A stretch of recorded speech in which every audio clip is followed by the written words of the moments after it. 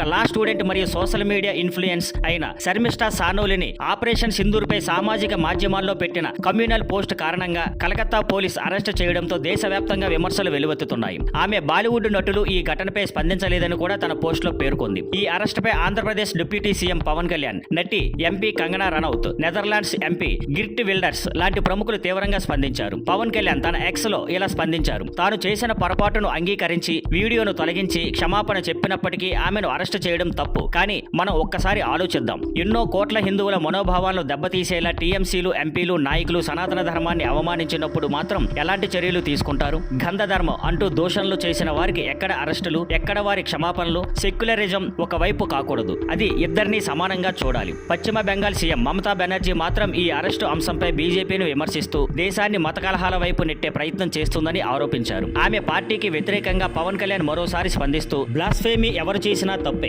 Secularism కొందరికి కవచం, మరొకరికి ఆయుధంగా మారకూడదు, అందరికీ సమాన న్యాయం జరగాలి అన్నారు. డచ్ ఎంపీ గిర్ట్ విల్డర్స్ కూడా తన ఎక్స్ ఖాతాలో శర్మిష్ఠా విషయంలో నరేంద్ర మోదీ జోక్యం చేయాలని విజ్ఞప్తి చేశారు. పాక్ మహమ్మద్ గురించి నిజం చెప్పిందని ఆమెను అరెస్టు చేయడం స్వేచ్ఛా హక్కుపై దారుణమైన దాడి అని పేర్కొన్నారు. 2022లో కూడా ఆయన నుపూర్ శర్మకు మద్దతు ఇచ్చిన విషయం గుర్తు చేసుకోదగినది. కంగనా రనౌత్ కూడా తన ఇన్స్టాగ్రామ్ లో స్టోరీస్ ద్వారా శర్మిష్ఠా పట్ల మద్దతు వ్యక్తం చేశారు. ఆమె మాట్లాడిన పదాలు కొంత హర్షంగా ఉన్నా ఆమె క్షమాపణ చెప్పింది. ఇప్పుడు ఆమెను బెదిరించడం, అరెస్టు చేయడం అవసరం లేదు, వెంటనే విడుదల చేయాలి అన్నారు. ఈ వ్యతిరేకతల నడుమ కోల్కతా పోలీసులు స్పందిస్తూ అరెస్టు అక్రమంగా జరిగినట్టు సోషల్ మీడియాలో కొన్ని కథనాలు వస్తున్నాయి. కానీ మేము అన్ని లీగల్ ప్రొసీజర్లు ఫాలో అయ్యాం అని చెప్పారు.